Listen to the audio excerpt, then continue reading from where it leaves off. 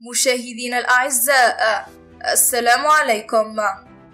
خلاف عائلي يتحول لجريمة قتل بشعة بطنجة. إليكم التفاصيل.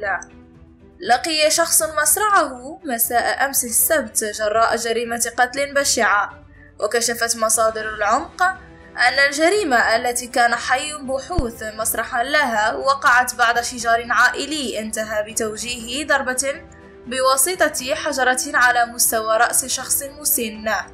وذكرت المصادر ذاتها أن الهالك البالغ من العمر 70 سنة كان قد دخل في جدال مع صهره ليتطور إلى شجار عنيف انتهى بجريمة قتل.